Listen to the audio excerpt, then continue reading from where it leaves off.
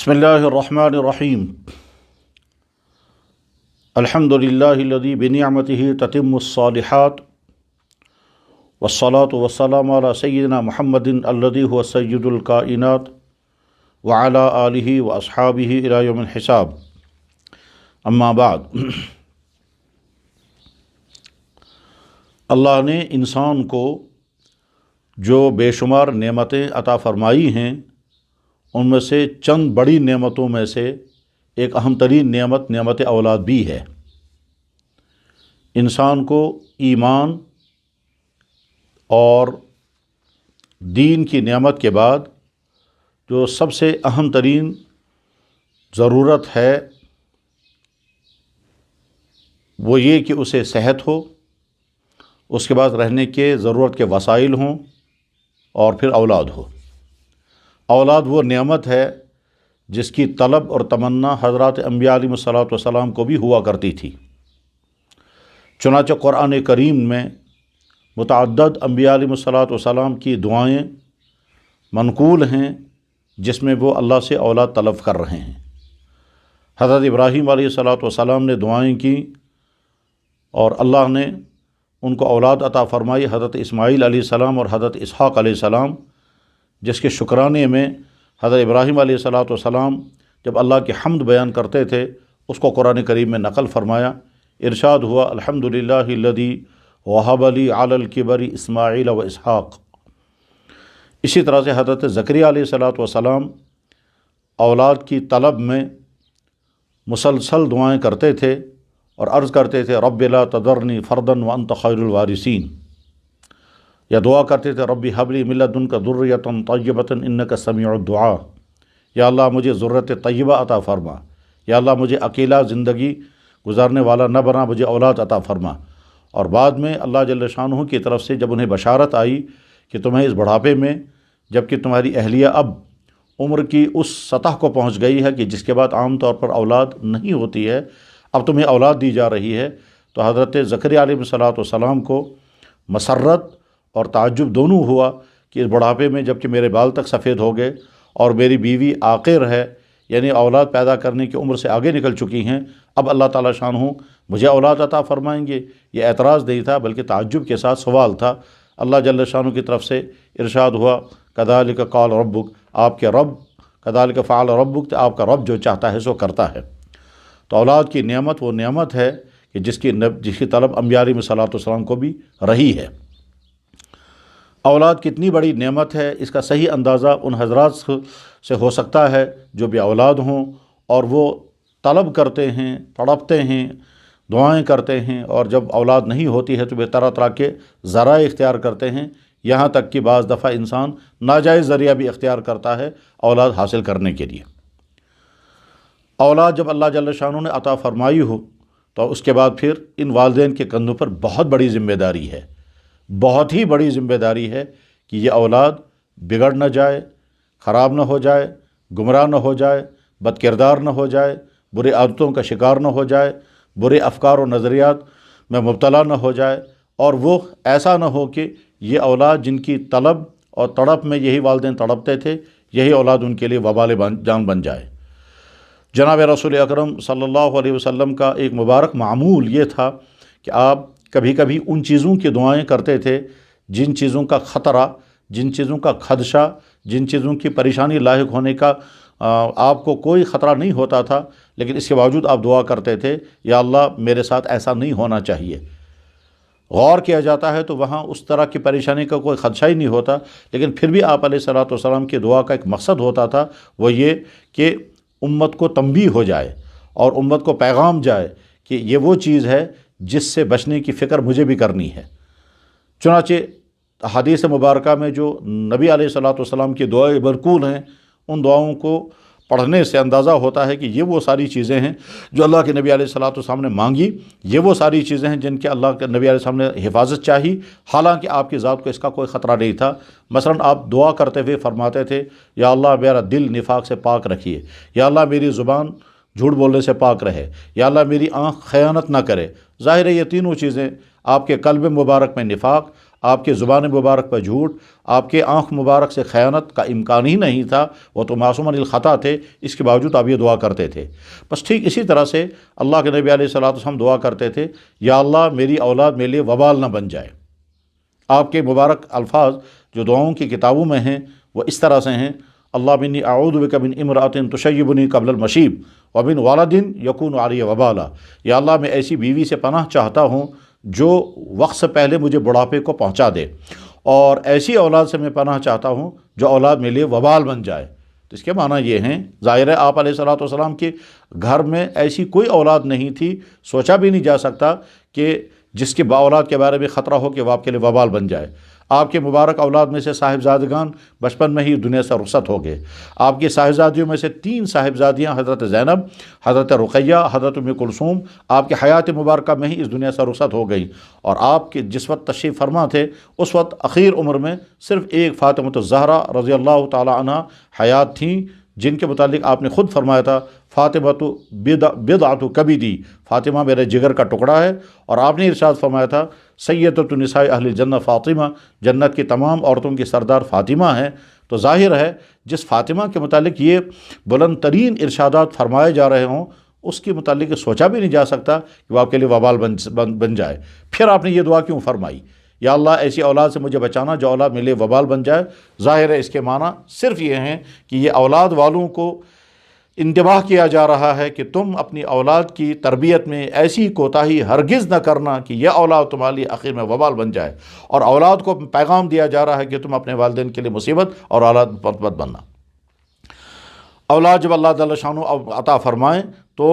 خوشی کے ساتھ ساتھ بہت بڑی ذمہ داری، بہت ہی بڑی ذمہ داری ہے کہ یہ اولاد ان کی صحیح تربیت ہو، ان کو صحیح تعلیم ملے، ان کا کردار نہ بگڑے، یہ بری عادتوں کا شکار نہ ہو جائیں، یہ گمراہ نہ ہو جائیں، اور یہ آگے چل کر کے خود ان والدین کے لیے اور ملت کے لیے وبال جان نہ بن جائیں۔ آج کے عہد میں عموماً والدین کے حقوق بیان ہوتے ہیں اور ہونے بھی چاہیے، اس میں کوئی شک نہیں ہے کہ اسلام میں والدین کے بہت زیادہ حقوق ہیں، بہت ہی زیادہ حقوق ہیں۔ بلکہ اگر یہ سوال کیا جائے کہ اسلام میں سب سے بڑا گناہ کون سا ہے تو جواب آئے گا شرک، اور اس کے بعد اگر سوال کیا جائے کہ اسلام میں دوسرا سب سے بڑا گناہ کون سا ہے تو جواب آئے گا والدین کی نافرمانی۔ چنانچہ احادیث مبارکہ میں ہے سئل رسول اللہ صلی اللہ علیہ وسلم عن الکبائر فقال الاشراک باللہ وعقوق الوالدین، اللہ کے نبی علیہ الصلوۃ والسلام نے جب بڑے بڑے گناہوں کو شمار فرمایا تو آپ نے سب سے پہلا گناہ جو قرار دیا وہ ہے شرک کرنا، اور نمبر 2 پر والدین کی نافرمانی۔ تو والدین کے حقوق بہت زیادہ ہیں، اور عام طور پر والدین کے حقوق بیان ہوتے ہیں، لیکن اولاد کے حقوق کے سلسلے میں بیانات میں بھی کوتاہی ہوتی ہے اور ادائیگی میں تو بہت ہی کوتاہی ہو رہی ہے۔ اسی کا نتیجہ ہے کہ ہمارے گھروں کے بچے اور بچیاں طرح طرح کی خرابیوں کا شکار ہو رہے ہیں، اور والدین ابتدا میں تو دھیان نہیں دیتے، توجہ نہیں کرتے، فکر نہیں کرتے، ہوشیار نہیں رہتے، اور جب بچہ بگاڑ کے آخری حد تک پہنچ چکا ہوتا ہے پھر اس کے بعد ان کی پریشانیاں موت تک کے لیے ساتھ ہو جاتی ہیں۔ حضرات، اولاد اللہ تعالیٰ شاہ نے عطا فرمائی ہے تو اولاد کے حقوق کو جاننا بہت زیادہ ضروری ہے، اولاد کے حقوق کو پہچاننا اور ان کو ادا کرنا بہت زیادہ ضروری ہے، اور ان حقوق کی ادائیگی کے لیے انسان کو طرح طرح کی تدبیریں کرنی ہوں گی، بلکہ طریقے سیکھنے ہوں گے کہ تربیت اولاد کے لیے کیا کیا اصول اپنانے ہیں، تربیت اولاد کے لیے ہمیں کن کن چیزوں کی فکر کرنی ہے، تربیت اولاد کے سلسلے میں ہم سے کہیں کوتاہی اور غفلت تو نہیں ہو رہی ہے۔ جناب رسول اکرم صلی اللہ علیہ وسلم سے سوال کیا گیا، یا رسول اللہ اولاد کا کیا حق ہے؟ تو آپ نے ارشاد فرمایا حسن التسمیت و حسن التربیت، نام بہترین رکھنا اور تربیت بھی عمدہ کرنا۔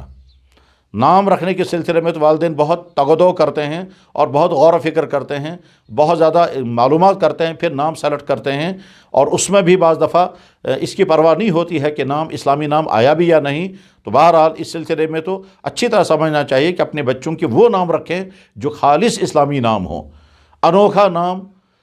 نایاب قسم کا نام، ایسا نام جو کہیں کسی کا نہ ہو وہ نام منتخب کرنا یہ کوئی اسلامی مزاج نہیں ہے۔ اسلامی مزاج یہ ہے کہ نام ایسا منتخب کریں گے کہ سننے والے کو اول وہلے میں محسوس ہو جائے کہ مسلمان بچہ ہے،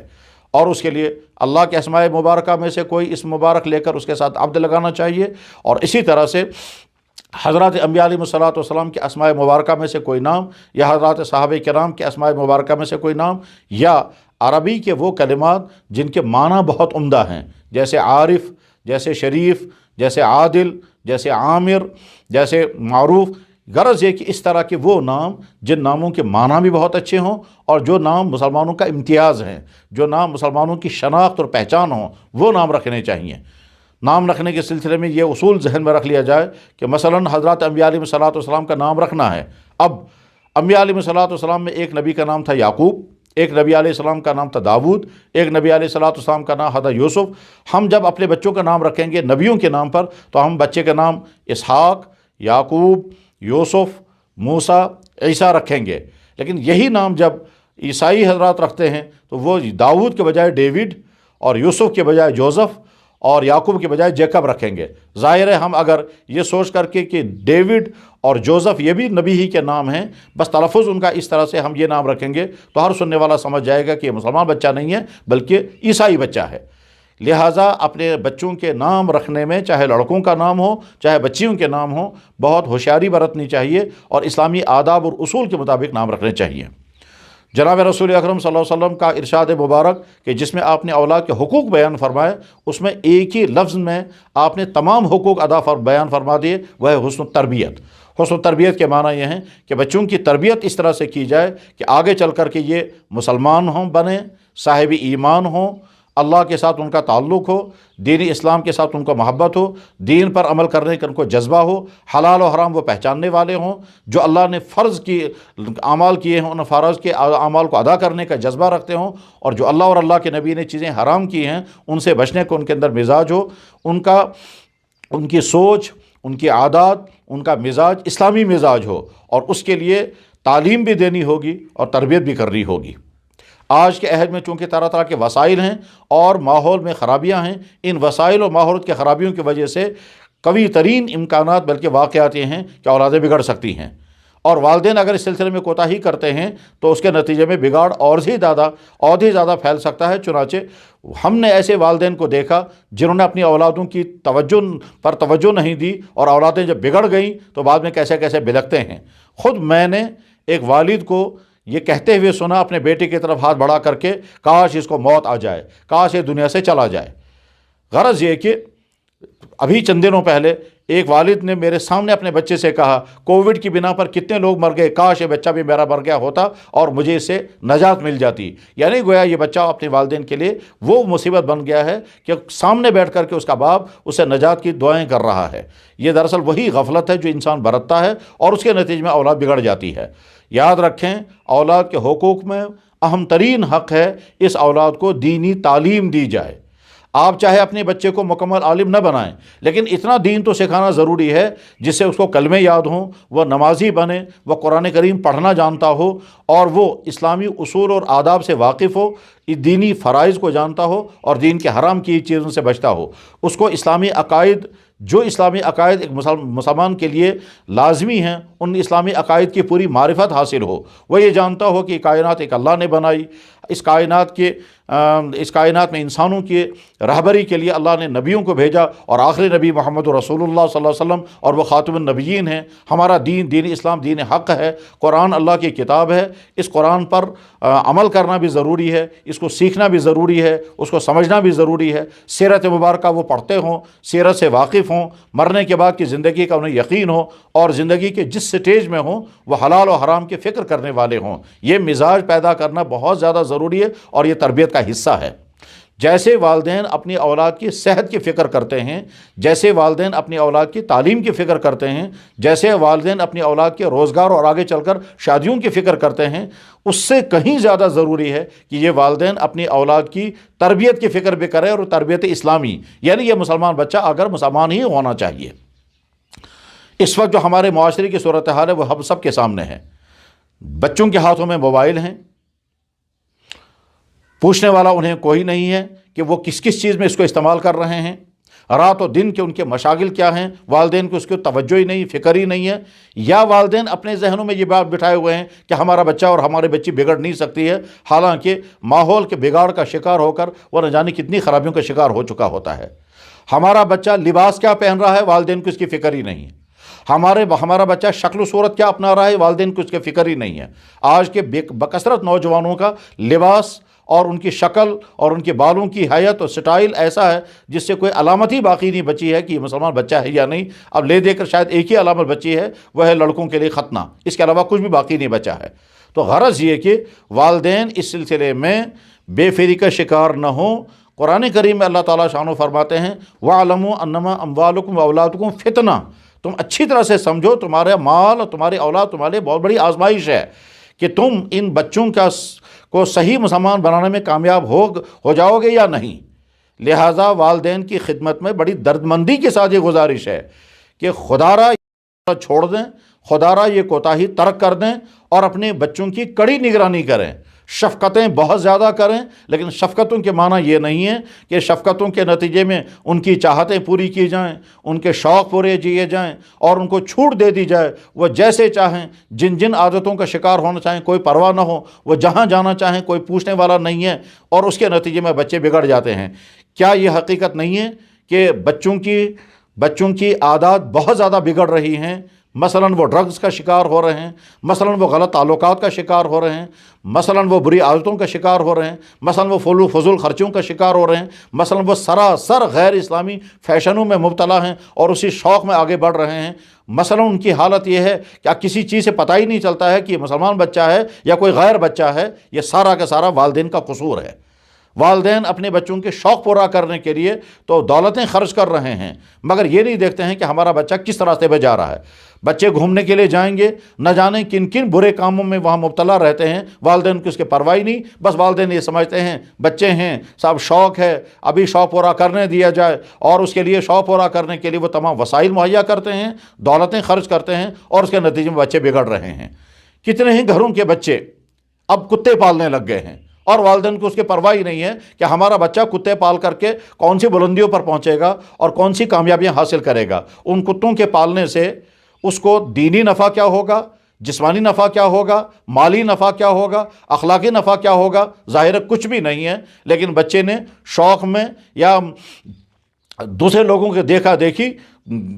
کتے پالنے شروع کر دیے ہیں، اور والدین کی اس کے پرواہ نہیں ہے۔ کتنے بچے ایسا لباس پہن رہے ہیں جو لباس سراسر غیر اسلامی لباس ہے، اور اس میں تمام فحش اور منکر کی چیزیں جمع ہیں، لیکن والدین کو اس کے پرواہ نہیں۔ کتنے بچے اپنے داڑھیوں اور اپنے بالوں کا وہ سٹائل اختیار کر رہے ہیں جس کو اللہ کے نبی نے حرام کر دیا ہے۔ آج جو فیشن بنا ہوا ہے بالوں کا کہ چاروں طرف سے بال صاف کر دیے جائیں اور سر کے درمیان کے بال اوپر کھڑے کر دیے جائیں، یہ وہ بال ہیں جس کو اللہ کے نبی علیہ السلام نے اپنے زمانے میں منع کر دیا تھا، لیکن آج کے بچے کر رہے ہیں، یہ اپنا رہے ہیں، اور والدین کو اس کی پرواہ نہیں ہے۔ اسی طرح سے بچے پوری رات موبائل کے غلط یوزنگ میں مبتلا رہتے ہیں، والدین کو اس کی پرواہ نہیں رہتی ہے کہ ہمارا بچہ کیا دیکھ رہا ہے، کیا سن رہا ہے، کن چاہتوں میں اس وقت گزار رہا ہے اور کن بری عادتوں کا شکار ہو رہا ہے، اس کے والدین کو پرواہ نہیں ہے۔ یاد رکھیں، اولاد کے حقوق پہلے ہیں، والدین کے حقوق بعد میں ہیں۔ جب اولاد بالغ ہو جائے، اپنے پاؤں پر کھڑی ہو جائے، اس کے بعد سوال آتا ہے ان اولادوں کی ذمہ والدین کے حقوق کیا ہیں۔ لیکن جب بچے چھوٹے ہوں، چاہے وہ ٹین ایج سے پہلے کے ہوں یا ٹین ایج کے بعد کے ہوں، تعلیمی زندگی میں ہوں یا معاشی سرگرمیوں میں ہوں، اس وقت تو والدین کے ذمہ اولادوں کے حقوق ہیں۔ تو جیسے والدین حق سمجھتے ہیں اپنے بچے کی صحت ٹھیک کریں، اپنے بچے کی تعلیم دیں، اپنے بچے کا آئندہ نکاح کریں، اس سے کہیں زیادہ ضروری والدین کے ذمہ یہ حق ہے کہ اپنے بچوں کی صحیح تربیت کریں۔ صورتحال یہاں تک پہنچ گئی ہے کہ بے شمار گھروں کے جوان بچوں کو اب کلمہ تک بھی یاد نہیں ہے، انہیں یہ بھی معلوم نہیں کہ قرآن کیسی کتاب ہے۔ چنانچہ بعض دفعہ کالجوں سے نکلنے والے بچوں سے پوچھتے ہیں آپ نے قرآن پڑھا ہے؟ وہ کہتے ہیں جی ابھی ہمیں فرصت ہی نہیں آئی یا ہمیں موقع ہی نہیں ملا۔ ان سے صورتیں پوچھتے ہیں تو صورتیں تک یاد نہیں ہیں، بلکہ یہاں تک بھی پایا گیا کہ ایک مسلمان بچے سے پوچھا گیا ہمارے نبی کا نام کیا تھا تو اس اب نبی کا نام بھی نہیں بتا سکا۔ جب میرے بھائیوں صورتحال یہ ہو تو آگے کیا امید رکھیں گے آپ کہ یہ اولاد آپ کی وفادار بنے گی اور یہ اولاد آپ کی خدمت گزار بنے گی؟ میں ایسے آدمی کو جانتا ہوں جس کا بیٹا بگڑتے بگڑتے اس خرابی کا شکار ہو گیا، آج وہ مرتد ہے، اور وہ ساتھ میں کہتا ہے کب میرا یہ باپ مر جائے گا اس مکان کا مالک میں بنوں گا۔ تعلیمی اعتبار سے بھی نل، کردار کے اعتبار سے بھی خالی، اور اس کے ارتداد کا شکار ہو گیا، اور نہ جانے کن کن سے پیسے لے کر کبھی کیا بنتا ہے اور کبھی کیا بنتا ہے۔ تو اس لیے بڑی دردمندی کے ساتھ درخواست ہے کہ والدین اچھی طرح سے سمجھیں اولاد کے حقوق کیا ہیں۔ چاہے اولاد لڑکا ہو چاہے اولاد لڑکیاں ہوں۔ بچیوں کا معاملہ تو اور زیادہ نازک ہے کہ جب والدین اپنی بچیوں کی تعلیم کے لیے سوچ بچار کرتے ہیں تو ساتھ میں یہ بھی دیکھیں کہ ہم بچی کو پڑھنے کے لیے کسی ایسی جگہ نہ بھیجیں جہاں جا کر کے وہ کسی خرابی کا شکار ہو جائے، جہاں جا کر کے وہ کسی ایسے راستے پر چل پڑے جس کے بعد ہم سر پکڑ کر کے روئیں گے، اور جب غیرت مٹ جاتی ہے پھر بعد میں آدمی کو افسوس بھی نہیں ہوتا ہے۔ بہرحال اولاد اللہ نے عطا فرمائی ہو، بیٹے ہیں یا بیٹیاں ہیں، ان کی تربیت کی بہت زیادہ فکر کریں اور اپنے کندھوں پر حق جانیں۔ ایسا نہ ہو کہ قیامت کے دن اللہ تعالیٰ شانہ کھڑا کر کے فرمائیں گے یہ تمہارے گھر میں جو اولاد پیدا ہوئی تھی یہ میرا بندہ تھا، مگر تمہارے گھر میں یہ بگڑ گیا اور تم نے اس کی تربیت کی فکر نہیں کی، تمہارے گھر کی بچی جو ہے وہ خرابیوں کا شکار ہو گئی اور بری عادتوں میں مبتلا ہو کر کے کہیں سے کہیں پہنچ گئی، تم نے اس کی پرواہ نہیں کی۔ یاد رکھیں، بچوں کے صرف شوق پورا کرنے کے لیے، بچوں کی ہر چاہت پورا کرنے کے لیے والدین جو کھلی چھوٹ دیتے ہیں یہ غلط طریقہ ہے۔ ہونا یہ چاہیے کہ ایک ایک چیز کا محاسبہ کیا جائے، ایک ایک چیز پر نظر رکھی جائے، ان کی سرگرمیاں کیا ہیں، ان کا وقت کس چیز میں گزر رہا ہے، وہ کیا پڑھ رہے ہیں، وہ کیا دیکھ رہے ہیں، وہ کون سی چینلوں پر چکر کاٹ رہے ہیں، وہ رات کو موبائلوں میں کیا کیا چیزیں دیکھ رہے ہیں، ان کی عادتیں بری بگڑ تو نہیں رہی ہیں، ان کے اطوار میں شکوک تو نہیں پیدا ہو گئے ہیں۔ ان تمام چیزوں پر کڑی نظر رکھیں، اور ساتھ میں یہ بھی دیکھیں آپ اپنے بچوں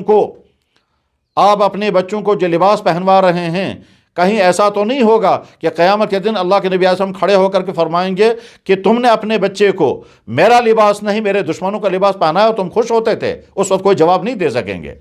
ہم اپنے بچوں کی سے آنکھیں بند کر کے رکھیں اور ہمارے بچے جو ہیں وہ طرح طرح کے فیشنوں کا شکار ہوں اور ان کے شکلیں بگڑی ہوئی ہوں، ان کے بالوں کا سٹائل جو ہیں وہ ایسا ہو جو اسلام کو ہرگز گوارا نہیں ہے۔ قیامت کے دن اللہ کے نبی علیہ السلام اگر پوچھیں گے کہ تیرا بچہ تیرے ماحول میں تیرے گھر میں رہ کر کے بگڑ رہا تھا اور تو اس کے شوق میں، تو اس کی چاہتوں میں آنکھ بھی کھولنے کو تیار نہیں تھا، زبان بھی کھولنے کو تیار نہیں تھا۔ یہ جو والدین کے زبانوں پر تالے لگے ہوئے ہیں اور بالکل نہیں پوچھتے ہیں بیٹا تم کیا کر رہے ہو، بیٹی تم کن بری باتوں میں مبتلا ہو رہی ہو، یہ زبان بند کر کے رکھی ہے اور اس کے نتیجے میں بچے بگڑ رہے ہیں۔ کس درجے افسوسناک بات ہے کہ والدین اپنے بچوں کو جب دوسرے کا پڑھنے کے لیے بھیجتے ہیں، دوسرے شہروں میں، دوسرے کالجوں میں، تو یہ تو پوچھیں گے بیٹا کھانا کھایا یا نہیں، بیٹا کپڑے ہیں یا نہیں،